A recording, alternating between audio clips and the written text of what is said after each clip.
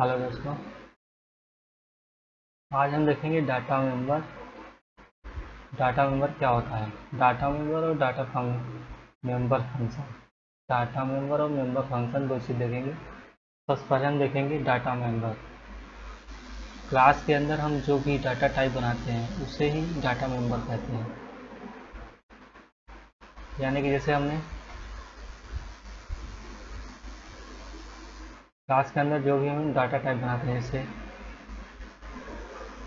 Print ए,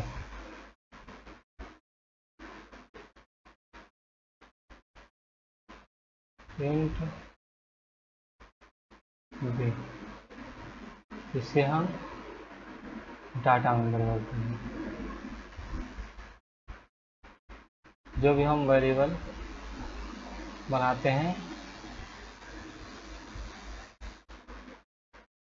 जो भी हम वेरिएबल यहाँ पे डिक्लेयर करते हैं उसे ही हम डेटा मेंबर बोलते हैं। जैसे यहाँ पे कैर नेम, यहाँ पे साइज है,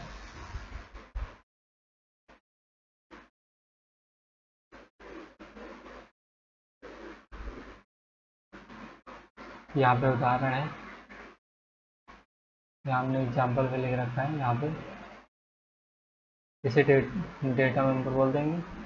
यहाँ से यहाँ तक ये भी डेटा मेंबर है, क्योंकि हमने यहाँ पे डिक्लेयर किया। जैसे इंट 1,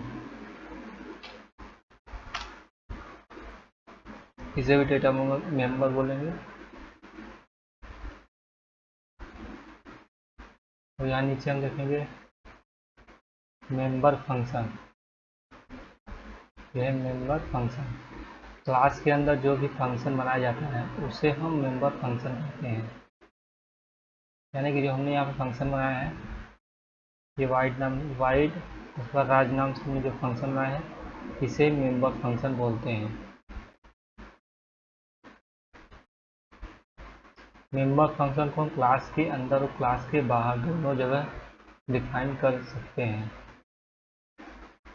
यानी हम क्लास के अंदर एक क्लास है, तो क्लास है, क्लास के अंदर भी हम मेंबर फंक्शन बना सकते हैं और क्लास के बाहर भी मेंबर फंक्शन बना सकते हैं।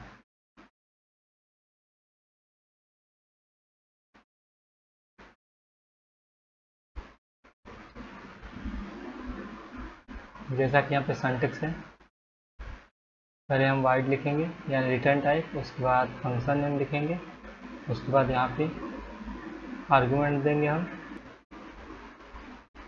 उसके बाद वाइड fun2, यहाँ पे रिटर्न टाइप होगा, जो भी रिटर्न टाइप रहेगा वहाँ पे लिखना पड़ेगा, फंक्शन नेम लिखना पड़ेगा, जो आर्गुमेंट, उसके बाद कोड।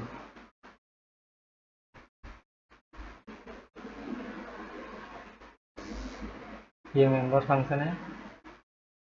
कोई और भी जैसे इंट सम नाउन्स बना देते हैं फंक्शन। यहाँ पे कोई वैल्यू आएगी, जैसे इंट इंट ए कॉमा इंट बी, और यहाँ पे हम सम करा देंगे या तो रिटर्न करा देंगे, रिटर्न, उसके बाद यहाँ पे ए प्लस बी।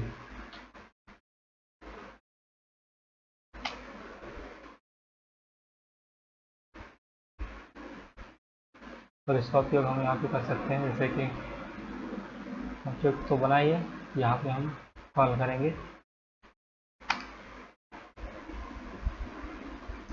obj1 डॉट, यहाँ पे हम सम, उसके बाद हम इसमें दो वैल्यू पास कराएंगे, इंट ए और इंट बी। यहाँ पे 4, 9।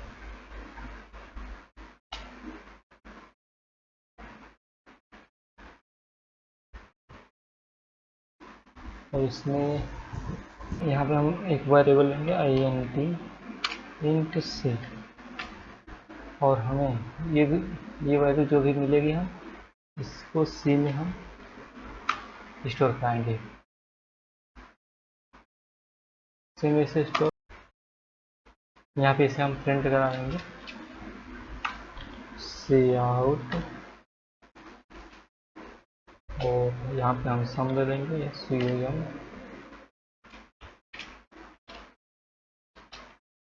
और यहाँ पे हम सी की वैल्यू को प्रिंट करा देंगे। आइए रन करते हैं। ये देखिए रेडी हुआ।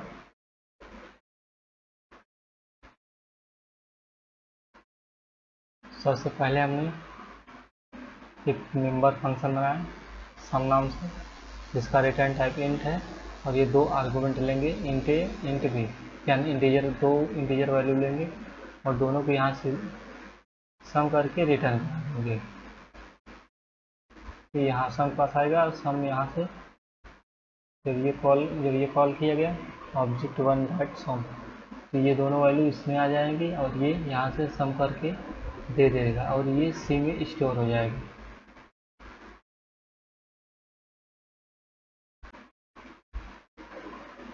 जब ये सी में स्टोर हो जाएगा और इस यहाँ से हम सी आउट, उसके बाद हम ये मैसेज प्रिंट करा देंगे। उसके बाद हम यहाँ सी का जो भी सी में जो भी स्टोर रहेगा उसे हम यहाँ पे प्रिंट करा देंगे। यहाँ पे देखते हैं यह दो तरह का होता है। क्लास के अंदर डिफाइंड मेंबर फंक्शन, यानी हम क्लास के अंदर कैसे डिफाइन करते हैं मेंबर फंक्शन को, और दूसरा क्लास के बाहर डिफाइंड मेंबर फंक्शन। तो हम पहला देखेंगे क्लास के अंदर मेंबर फंक्शन को कैसे डिफाइन करते हैं।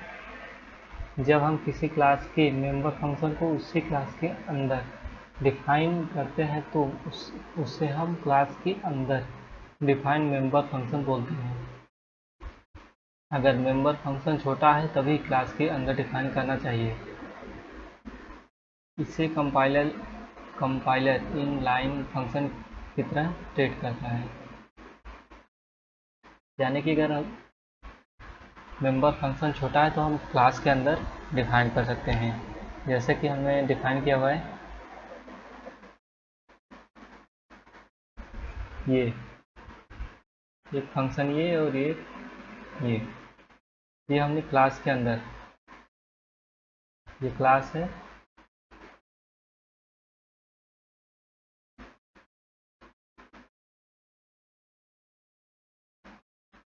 ये क्लास है और इस क्लास के अंदर हमने डिफाइन किया है मेंबर फंक्शन को।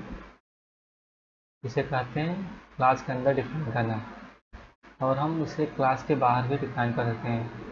जैसा कि ये सिंटैक्स है क्लास, उस क्लास में उसके बाद हम क्लास लिखेंगे और यहाँ पे हम पब्लिक लिखेंगे। उसके बाद यहाँ पे हम क्लास को डिफाइन कर देंगे।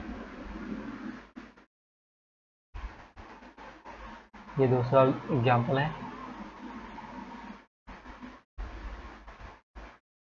ये दूसरा नंबर है क्लास के बाहर मेंबर फंक्शन डिफाइन करना, यानी हम क्लास के बाहर कैसे मेंबर फंक्शन को डिफाइन करते हैं। दूसरा है क्लास के बाहर मेंबर फंक्शन डिफाइन करना, यानी हम क्लास के बाहर या तो आउटसाइड भी क्लास डिफाइन, हम मेंबर फंक्शन को क्लास के बाहर भी डिफाइन कर सकते हैं।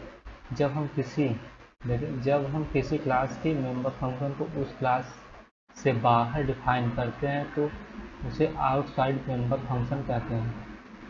इस फंक्शन को क्लास के नीचे और मेन फंक्शन के ऊपर लिखना चाहिए।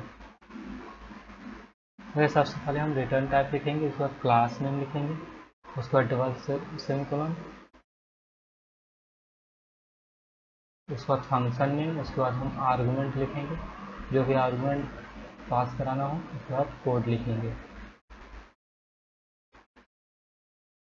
यहाँ हमने एग्जांपल लिखा है, यहाँ पे हमने रिटर्न टाइप वाइड दिया है, उसके बाद क्लास नेम वर्कर दिया है, उसके बाद डबल कोलन, उसके बाद राहुल, क्लास नेम हमने राहुल दिया है, उसके बाद हमने यहाँ पर फंक्शन को डिफाइन कर दिया है। आइए एग्जांपल देखते हैं। जैसा कि यहाँ पे हमने डिफाइन किया हुआ है वाइड, उसके बाद राहुल यहाँ पे डिक्लेयर किया है। उसके बाद हमने क्लास के नीचे और मेन फंक्शन के ऊपर यहाँ पे मेंबर फंक्शन को हमने डिफाइन किया है। यहाँ सबसे पहले रिटर्न टाइप हमने वाइड दिया है, उसके बाद क्लास नेम दिया है, उसके बाद यहाँ पे फंक्शन नेम दिया है। तो यहाँ पे हमें कुछ नहीं, कोई आर्गूमेंट नहीं देना है, तो यहाँ पे हम खाली छोड़ देंगे। उसके बाद हमने यहाँ फंक्शन को लिखा है यहाँ सी आउट, उसके बाद आई डी, ये आई डी सी आउट, और यहाँ पे हमने प्रिंट कराया है आई डी इक्वल टू, जितना हमने मैसेज प्रिंट कराया है उसके बाद यहाँ आई डी, ये आई डी जो है यहाँ पर हमने प्रिंट करा दिया, यानी ये 9 प्रिंट होगा यहाँ पे। उसके बाद सी आउट, उसके बाद हमने मैसेज दिया है डबल इन्वर्टेड कामा में name equal to double inverted comma 1, उसके बाद हमने नाम को प्रिंट करा दिया, यानी ये मैसेज करना को यहाँ पर प्रिंट करा दिया। यहाँ पर हम देंगे सी आउट, न्यू लाइन देंगे। आइए रन करते हैं।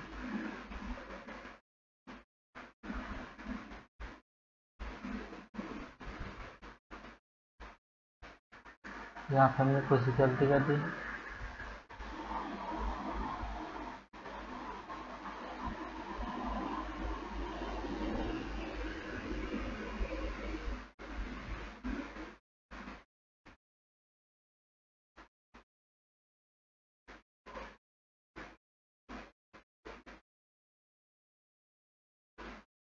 जैसा कि यहाँ पे दे रहा है प्राइवेट, यानी हम इससे पब्लिक नहीं किया, तो यहाँ पे हमें पब्लिक लिखना पड़ेगा, PUBLIC पब्लिक। उसके बाद हम इसे, अब इसे हम एक्सेस कर सकते हैं, यानी ये राहुल जो फंक्शन है इसे एक्सेस कर सकते हैं, क्योंकि हमने इसे पब्लिक कर दिया। रन करते हैं। यहाँ पे कि ID 9, उसके बाद नेम राजेश खन्ना, जो कि हमने सबसे पहले यहाँ पे हमने एक क्लास बनाया, क्लास वर्कर नाम से। उसके बाद हमने एक डेटा मेंबर बनाया इंट ID इक्वल टू 9। उसके बाद हमने एक वेरिएबल लिया नेम, उसमें करेक्टर डेटा टाइप करेक्टर लिया। उसके बाद हमने डेटा का नाम, डेटा मेंबर का नाम नेम रखा। उसके बाद यहाँ पे इसका साइज 20, उसके बाद हमने नाम दे दिया राजेश खन्ना। उसके बाद यहाँ पे हमने मेंबर फंक्शन बनाया, मेंबर फंक्शन वाइड, उसके बाद राहुल, और इसे हमने पब्लिक कर दिया।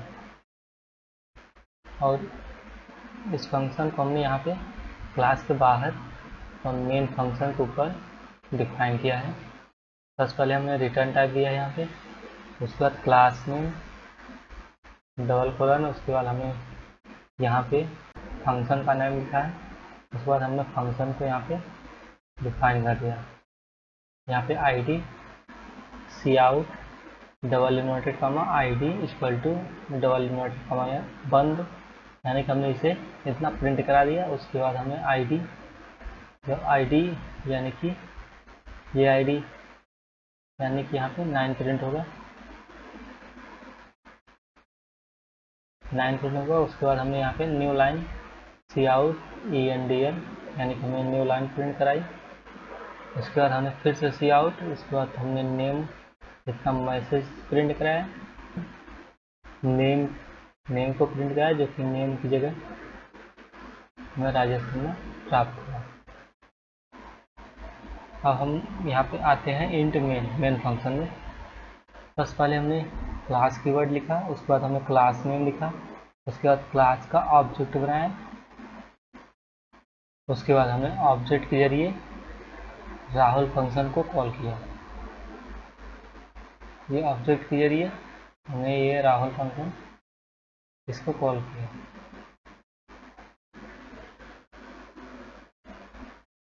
तो यहाँ पे जब हमने इसे कॉल किया तो यहाँ पे ID प्रिंट हो जाएगी। उसके बाद न्यू लाइन पे न्यू लाइन आएगा, उसके बाद यहाँ पे हम नेम प्रिंट हो जाएगा। जैसे कि यहाँ पे ID प्रिंट हुई, उसके बाद नई लाइन में नेम, ये मैसेज हमने दिया था तो सेम टू सेम प्रिंट हो गया नेम। उसके बाद अपने नेम दिया तो नेम की जगह राजेश खन्ना आ गया।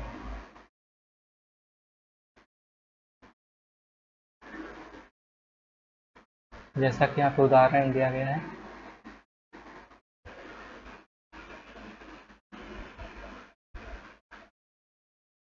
यहाँ पर हमने वाइड रिटर्न टाइप, उसके बाद क्लास नेम, उसके बाद फंक्शन नेम, उसके बाद हमने फंक्शन यहाँ पे डिफाइन कर दिया। Okay, thank you.